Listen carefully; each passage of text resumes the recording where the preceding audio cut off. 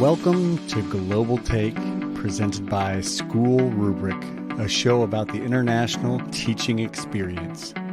Teaching internationally is one of the best decisions you can make as an educator. In this show, we will meet teachers and administrators from around the globe living and working internationally. Our hope is that their stories and experiences will inspire you to explore the world of education.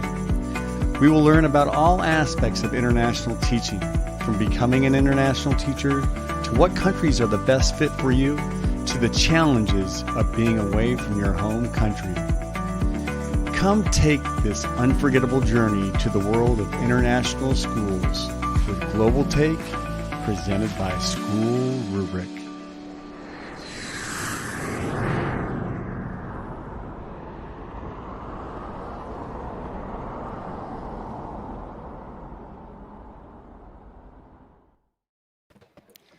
Good morning, good afternoon, good evening, wherever you're tuning in from. Welcome to Global Take. I am your host, Ryan Sagare, the co-founder of SchoolRubric, a nonprofit organization really all about amplifying the voices of education. We've got some great educators on the show today.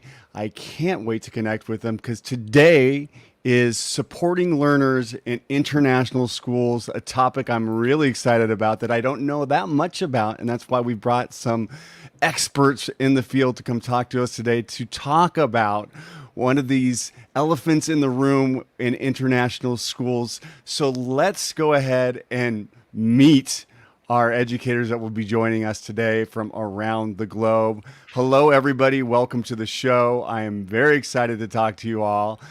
This is an exciting topic and something that I know is something we think about all the time when we're in international schools, and something that doesn't necessarily get the attention that it deserves. So today I am joined by Stefanie, who is all the way in Tokyo, Japan. I'm also joined by Nora in Budapest, Hungary, and Vince in Beijing, China. And I'm here in boring Austin, Texas. But let's go around the room and introduce ourselves and tell us a little bit about who you are. We'll start with you, Stefanie. Thank you for joining from all the way from Tokyo. Yeah, thanks for having me. So, hey everybody, I'm currently in Tokyo working at the international school, St. Mary's International School, and I'm the learning support coordinator and learning support teacher there. Previously, I was in The Hague and working at the American School of The Hague in their special education and learning support department. And I'm originally from Seattle. Pacific Northwest, where I am from also. But before we got onto the show, it's so exciting to talk to all of you about where you've been, this lovely world of international teaching. And we've got another person that's been kind of around the globe. Nora, can you tell us a little bit about you and what you do? Yeah, thank you for having me. I'm excited to be here. I am currently at the American International School of Budapest. Before that, I was at the International School of Latvia, and we came over here in 2001. I'm originally from Akron, Ohio, where I started back in 1994 working with kids who learn differently. Thank you. Wow. So you've got a ton of experience that we can draw from today. And I know we were talking about how we kind of got our start into international teaching in the job fair in Waterloo, Iowa. That's where I got my start originally.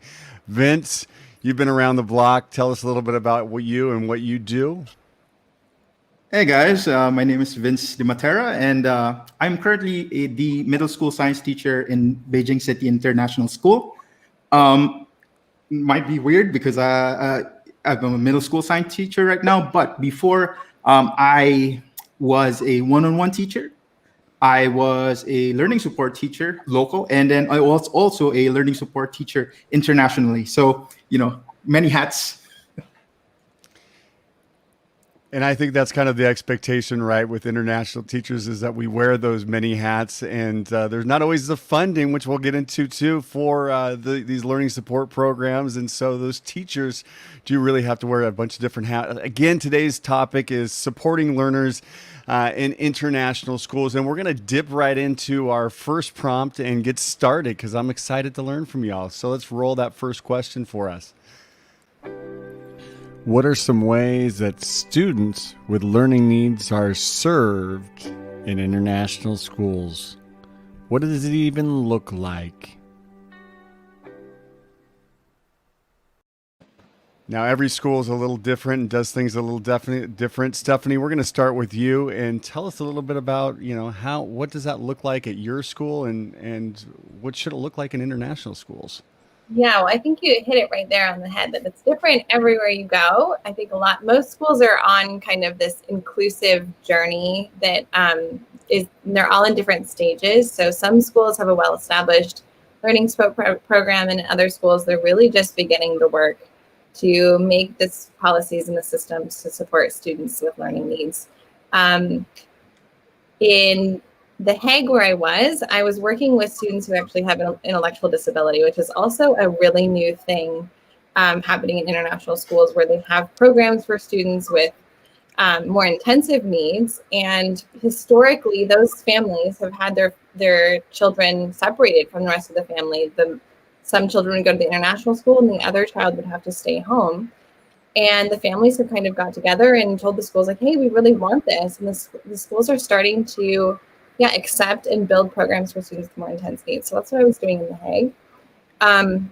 Again, in a more established learning support program, they have kind of the range of what they offer for students. And now in Tokyo, I'm in a place where we're more in the beginning. We're thinking about how are we going to support students with learning disabilities, and what does it look like as they move through the years?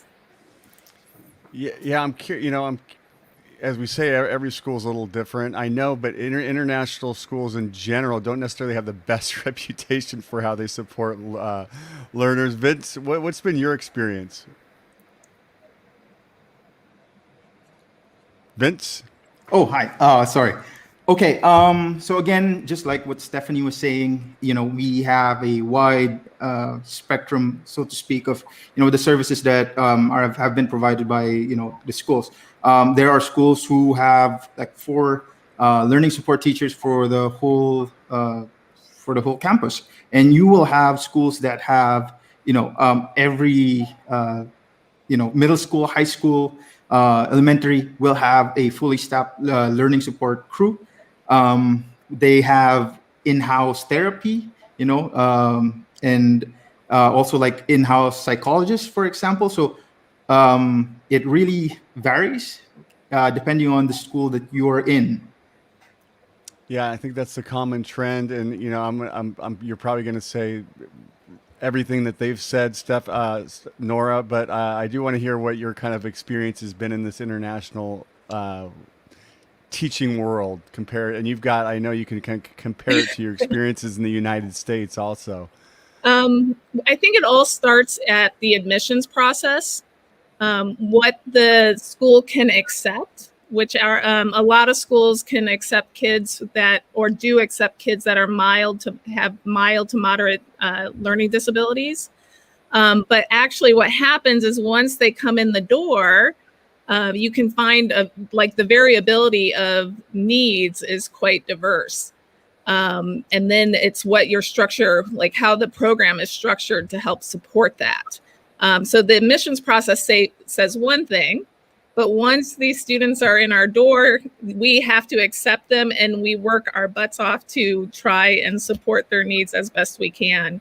And we're looking at, delayed skills due to language development, remedial skills at the middle school, neurodiversity with ADHD and ASD. So it's really diverse.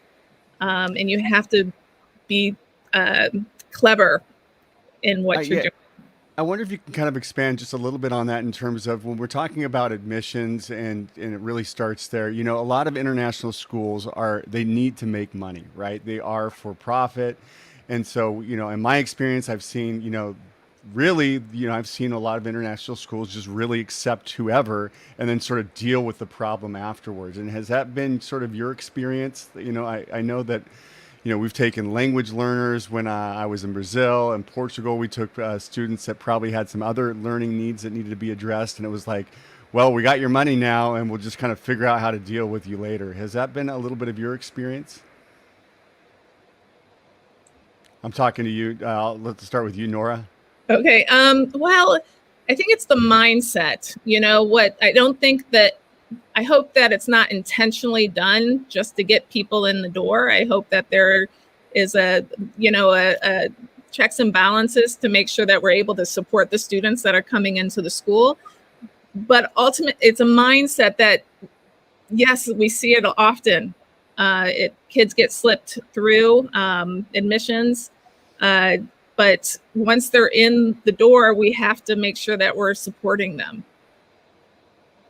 Yeah, I think that parents are also afraid to share information about their children. And it's not like in the US where there's this federal paper trail about students and what they qualify for and what their needs are. The parents own the documents in the international field. So if they're afraid about admissions, then they're going to be withholding information. And then, the school has to decide what their commitment is to a student that they've previously admitted. Do they have the commitment to serve them long term? Do they have the resources? Do they have the staff capacity? Like, do the teachers know how to support students with difficult needs? And I think in terms of what is it really looking like, I think most schools are trying to mainstream students, so they're with their same age peers. And the learning support teacher is pushing in to support, or like Vince said, he was a one-on-one previously. Some pull-out methods where you have a student getting more intense support with a learning support teacher to kind of work on that remediation. But I think in terms of resources, that is a real thing that schools are trying to figure out how to navigate. Yeah, and definitely. Oh, sorry.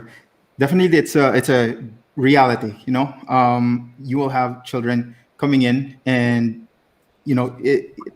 staff might be not prepared for whatever condition the kids has or the needs the kids has.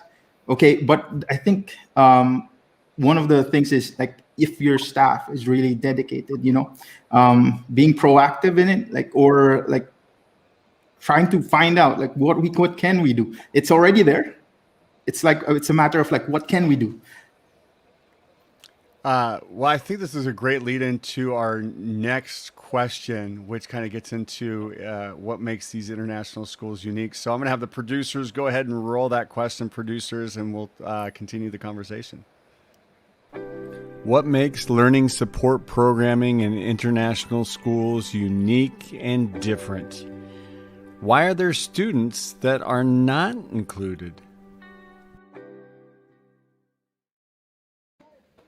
Vince, we're going to turn it back over to you for this question. Why are there students that aren't included?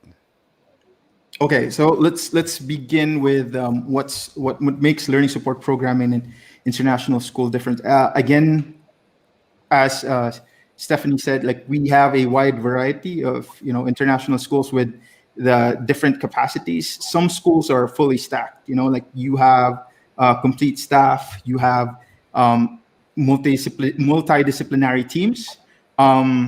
There will be, for example, in-house training from therapists, from psychologists, which some schools are having, and the teachers are learning from them. Again, at the end of the day, it's the student. We go back to the student. We want them to be in an environment that is the best for them. And building, if the school doesn't have the capacity to serve these students, then it's for the best interest of the student at the end of the day, because it's going to just lead into frustration for both teachers and the students, and maybe the parents as well. So yeah, I'm gonna bring this over to Nora. So I guess kind of going on what that said, if it's not meeting the need of the student, what needs to be done, and then kind of talk a little bit about this idea of why are there students that aren't included. Well, I think I might come from a different program because our school, well, the kids that might not have their needs being met are probably the EAL students because there's tends to be that first year delay where they're just acquiring the English language. So it actually takes a while to figure out if there is a specific learning disability or if it's just language development. So often that is when the kids are, there's a lag in support. But one of the things I find unique about being overseas is that if you do it right, all students their needs can be met because we're in a team, and as a middle school learning support teacher, I'm responsible for all students to be successful. So if students drop or they're having a hard time for a couple of weeks, we go in, we collaborate, we set in a plan, and then we help the students, which is a fantastic spot to be in compared to the US. Yeah, and I'm gonna come back to you in just a second because I want to talk a little bit about more of this idea of ELL students and learning needs, because that really is something that's a challenge with international schools, because you get a student that you might think has some sort of needing some learning support, but it just might be an issue with their English. And then how do you get how do you figure that out and manage that where, you may be in Brazil and have a student that, their first language is Japanese. So how do you figure out that they've got a learning need when you're not even testing in their own language? So I'm going to come back to you, Nora, but I want to go over to Stefanie really quick and just talk about, why are some students not included, and then what are you doing about that, or do you just make sure they're all included? Well, I think that there are admissions policies that create barriers for some students.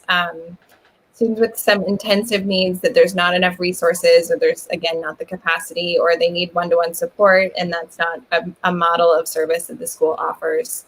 Those could be barriers to families. I also think that a lot of schools, because it's a high tuition rate, usually, the families are expecting really awesome services. And even our mainstream students or our general education students deserve to be in a learning environment where they're able to learn. If you have a student who's super disruptive or has challenging behavior or disrupts the environment, then it's going to be hard to get the school on board to take on that kind of student. So I think there are some limits, and I think resources, in some countries there's less resources, and it's harder to hire staff with expertise in special education, and there aren't a lot of related services. So that's like speech and language, occupational therapy, psychologists that aren't in that area, or that there's a language barrier between the locals and the international school. So there are definitely reasons that maybe the international school is not actually the best fit for a particular student. And it is like a case-by-case basis that the school is looking at who's applying and can they serve that student. So, and I'm sure, sometimes you probably, all of your experience where you also look about, well, this may not be the best fit, but it's going to be better than anything else they can get where they are, right? So, if they leave here, where else are they going to go? This, even though we're not maybe set up like I would want, but this may be the best scenario for them, regardless of where they go. Let's just really quick, before we go to this next question, how do you address this need of making sure it's not an ELL problem and it's actually a learning support program? I'm sure you all have experienced this. So I'm going to come back to you, Nora. Let's try and be quick with this one, and we're going to move to the next question, but I do want to address that. Right now, we're only able to assess our students in English and Hungarian. So if they're coming in from a different language, it takes about 3 to 4 years for them to acquire. We can suspect and we can address and we can intervene, but you really don't know if it's a suspected learning disability or specific learning disability until 3 to 4 years in, and you can't wait for the interventions until that time. So you have to go right away. Interesting. And Vince, have you had any experience with this? Is that similar to what you've seen? Um, I have one experience. I had one experience of this. What happened was they flew in during the summer and they went back to their home country. When they went home, they had the tests done. Everything was set, and then when they came back, the results were in. That's usually the what happens. I don't know if they have done testing through Skype like this, like online. I don't know if that has happened, but based on my experience, they usually like go back to their home country during the summer, and maybe it's going to be difficult due to the pandemic right now. But So I'm hearing two things. I'm hearing, you make sure that you address the suspected learning need, and then try and get that in their first language. Stefanie, do you have anything to add before we go to our next question? Yeah, I think just always meeting students where they are too. So making sure that the support that they're getting is also language rich support, even though it could be that they need, learning support for other things like organization or reading or anything. So we just want to make sure that we're trying to give students the best wraparound that we can. If we don't have the information that we need, then I think schools are just really trying to do the best that they can for each kid. Yeah, meet the students where they are. I love that. Before we roll to the next question, if you have a comment or question, go ahead and throw that up wherever you are, and we'll try and maybe address a comment or question from the audience. And don't forget to subscribe and follow School Rubric wherever you're tuning in from. Let's roll the next question. What might be some challenges international learning support teachers face? And what are the possible strategies to overcome them? Let's kind of dip into that experience, Nora. What are some of the challenges and how do you overcome them? Let's start with you. Well, I'm just going to name some points and then we can expand on them as we discuss. But the challenge is that there's many, but it's a wonderful job. But first, identification. We've already talked a little bit about the identification of the needs the specific needs of the students. Identification is a hard one. Also, the variability of the students' needs. So like it's diverse. So you have to be a jack of all trades and you have to be able to cover many subjects.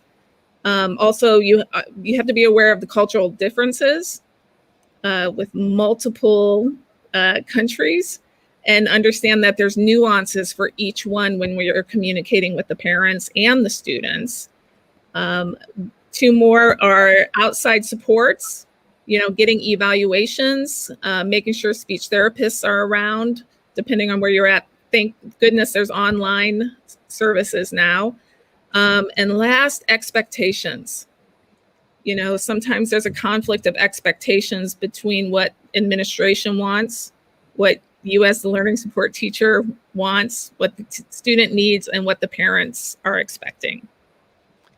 Yeah, I want you to write that list down for us. Those are some great little bullet points. And I do see this comment that came in from all the way from Kuwait talking about some of those, problems with language and making sure that you get that sort of test right away to figure out what it is. Stefanie, let's go to you and thank you for all the way from Kuwait. We enjoy those comments, so keep them coming. Yeah, I think that in a way, because a lot of schools are on this inclusive journey, that there is a little bit of like working in a silo, depending on how big your program is. And, if you're one of few learning support teachers, then it feels like you're working really on your own. So then networking with other learning support teachers, like in Global Take, is really helpful.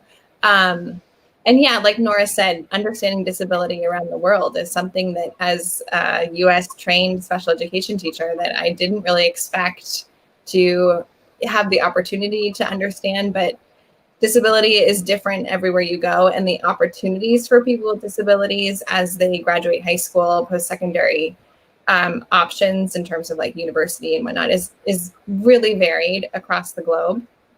And as a case manager for students all over the place, it feels like you have a responsibility to know what is best for them next. But how can we know about all the options in every country? Like that's a real challenge. So then So then the next piece that goes with that is being really close with the families that you work with and teaming with the parents and having really close relationships, which, as Nora explained, comes with a lot of expectations. So like, it's just kind of this cascading, I think, range of difficulties that as a learning support teacher that maybe people don't really know about. So these are just great points that I wish I would have had when I was in my classroom internationally.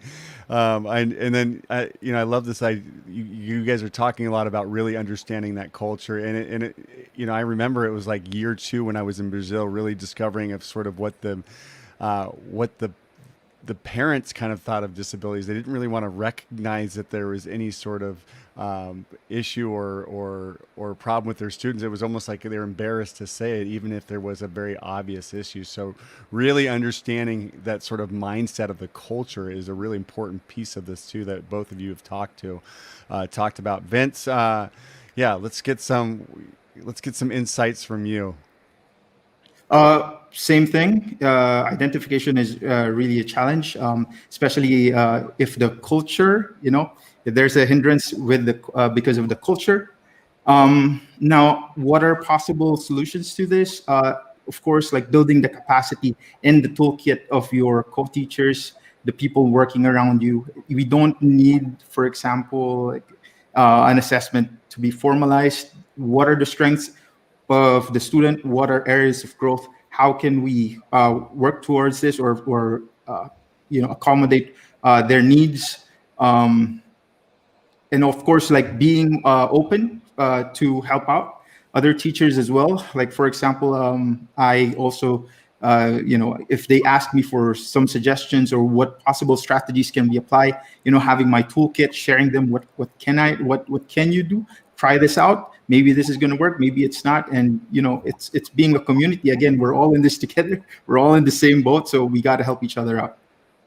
Yeah, I love how you keep bringing it back to the student, Vince. I think that's obviously what we're here for, and that's what we're doing this for. Let's roll our last question before we do our school spotlight and wrap things up. We've got one more question for us, so let's roll it. Producers, throw that up for us, please.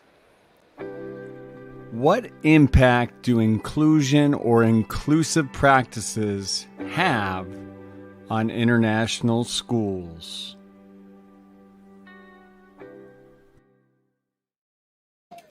I guess here we're kind of getting into the culture of the school. Stefanie, let's start with you. Yeah, I mean, that idea of an inclusive school culture, an inclusive student body brings richness, I think, to an international school. And that's something that, that when we're creating future leaders, we're creating these humans that are going to go out into the world. We really want them to understand what the real world looks like, that not every student is automatically high achieving just when they open the book, that people learn differently, people think differently, and people look different, people act differently. So I think that is an important piece. Perhaps like the idea of this mutual benefit, that everyone wins when an establishment is more inclusive. And I think the last thing is this idea that it really up-levels the staff capacity. When you have a student who has needs, then they understand more of the range of learners, and they can then start to work on their practices and their instructional tools in order to reach more students overall. So there's a lot of great things that go into it. I love that the glass is half full, and a lot of great points there about how can you have a positive impact on our teaching. Also, let's go to you, Vince, and then we'll wrap this question up with you, Nora. Wow, I think Stefanie just hit the nail in the head over there. Again, when I see kids who will go out of their way to help out their classmates with special needs, would do their research, you would do everything that they can to make their classmate feel welcome. You can't pay for that. That's absolutely what we're here for. That's just heartwarming. And this is happening in schools, and this is happening every day. Well, I can see all of your passion and excitement with all of this. Let's go to you, Nora. Let's wrap things up with you, and we'll go to our school spotlight next. That's a hard one, but I agree with both of you. We have to understand that as international schools, we are trying to foster the peacemakers of tomorrow.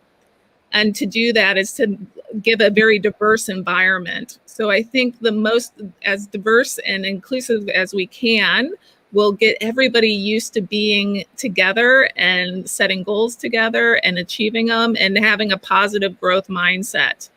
So it can only be a benefit to a school. Well, it seems like all of you have that positive growth mindset about your professions and what you do. We are going to wrap things up, but before we do that, we are going to our school spotlight section where we travel the globe to a school, and today we are going all the way to Colombia. So let's roll that intro, producers. It's time for School Spotlight on Global Take, presented by SchoolRubric. Let's learn more about the stories and information from schools around the world. What's your school story?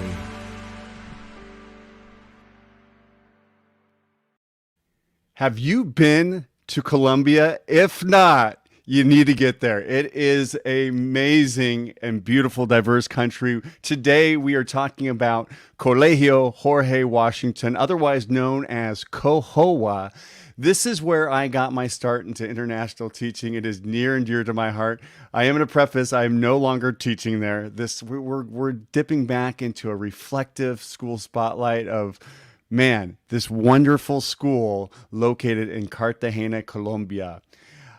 This school, and that's where you're seeing the campus. I remember I actually opened up this new campus, but this, as I said before, this school is located in Cartagena, Colombia. It is a private, nonprofit, non-denominational co-education. It's got pre-K to 12, 2 years old all the way to 12th grade. And it was founded in 1952. It is, again, in this wonderful, beautiful country of Cartagena, Colombia. Let me talk a little bit about the actual school and kind of the facilities and what it has to offer. It's got these modern facilities. Like I said, I was lucky enough to open this up. It's kind of in the outskirts of Cartagena, Colombia. It's got a very big campus. It's got science laboratories, music rooms, a beautiful 2-story library. It really is kind of like an oasis, a little outside of the old walled city of Cartagena, Colombia. It's got some amazing sports facilities out there, and of course, Colombia has they're very into their sports and athletics, and so it's just a wonderful campus out there. And you'll notice that picture. I'm very young in that picture. That's a long time ago, but just a wonderful students and wonderful staff, and just such a rich culture. And let's talk about living in Colombia. Well, first of all, I mean, it's just a colorful, wonderful country with amazing food. I have this picture up here of that's a kiteboard. I used to actually kiteboard home from work, so that was my commute, was to grab the kiteboard and go home that way. Like we said, it's a very colorful place. Those bright colors. They're very into soccer as a passion, and I don't have a slide up here of showing salsa, but salsa and dancing. It's just a wonderful place to live. You can see the wonderful fruit in the picture with just some wonderful food and culinary things. And, let's talk about, I love showing this slide. This is with the famous Carlos Valderrama, who is visiting our school there. So he was an old Colombian national soccer player. First of all, I want to say that, one of the benefits of just living and working in Colombia is, and this is the first one I want to talk about, it is safe. Despite what you probably know from their past, it is an incredibly safe country. I had an old 1976 Toyota Land Cruiser. I drove the whole country without any issues and broke down in every single city. So I got to know every little city around Colombia. Another wonderful thing about Colombia is so close. I'm always amazed at Americans that have not been to Colombia. It's literally about a 2.5-hour flight to get there from Miami. So for those of you looking to go international that want to be close to home, this is a great place for you. Cartagena specifically is that old city on the port, and it's got this beautiful walled city, so it's very colonial. And it's an opportunity for you to learn Spanish. Yo hablo español porque yo viví en Colombia. So I speak Spanish because of my experience there. Just so many benefits to go there. If you don't go there to teach, just go there to visit, especially if you live in the States. It's a cheap plane ticket. Viva Colombia. We love you, Colombia. And that's School Spotlight, Cohoa, Colegio Jorge Washington in Cartagena, Colombia. Thank you for traveling across the globe with us to learn more about international schools. To hear more from international educators and learn more about these fantastic institutions, tune in to our live Global Take episodes as we highlight international schools in our School Spotlight section presented by SchoolRubric. Well, I hope you all enjoyed a little taste of Colombia. I do want to thank Stefanie in Tokyo, Nora in Budapest, and Vince in Beijing. And we're just going to go around the room and just really quickly, just one parting piece of advice for teachers that maybe aren't learning support teachers. I'm kind of putting you on the spot. There's been so much positivity, but just one kind of parting word. And we'll start with you, Stefanie. Well, I think the best thing to say is just look at your students, look at what they need, and just try your best to give them what they need. What you're doing is already really great for them. And yeah, I think that we can't be perfect. Our services aren't going to be perfect. And depending on where you are, then just know you're doing the best that you can for that student. I love it. Meet the students where they are. You've said that a lot today. Let's go to Vince, and then we'll get a parting from Nora. Go, Vince. Any parting words for us? Yeah. Always, build your teaching toolkit, and yeah, definitely. Always be ready to research, be ready to learn, and at the end of the day, it's all for the kids. Love it. Nora, one piece of parting words for us. Okay, just number one, connect with your students. If you have that connection, they will grow for you. Communicate with everybody, parents, teachers, your students, and then be deliberate with every step you make. Planning, actions, everything. Love that. Connect, deliberate. So many great pieces of advice from you guys today. I do want to remind folks before we leave to check out our Facebook group, which is called Global Educator Network. We're going to pop that on the screen right now. There's the bit.ly. You can find us. That's a great way to continue the conversation and connect with educators from around the globe. So if you haven't joined the group, make sure you join the group. And then let's talk about next week on Global Take. We're going to be, this is an exciting Global Take because we have our Nick DeForest, who is a regular host of Global Take, and he's going to be talking about a reflection on the international school student athlete experience. He's got 3 former international student athletes, and they're going to reflect on their experiences as international students and discuss how these experiences have led them where they are today. I'm excited to have some ex-students on Global Take. I want to encourage you to, check us out on YouTube. We've got a lot of other material, great content there. So make sure you subscribe to us and check us out there, our Facebook group. We're all over the place on social media. And of course, you can find us at SchoolRubric.com. Thank you all for joining us. We will see you again. Thank you, Stefanie. Thank you, Vince. Thank you, Nora. It's been so great talking with you all. I learned so much. Bye, everybody. Until the next Global Take next Thursday. At the same time. Bye-bye. Thank you for watching School Rubric on YouTube. Make sure that you like, follow, and subscribe in order to stay looped in on all of our diverse collection of shows, interviews, panels, tutorials, and more from educators around the globe. And visit us at SchoolRubric.com for even more great content, such as our online articles, Interact magazine, featured podcasts, and more. Thank you.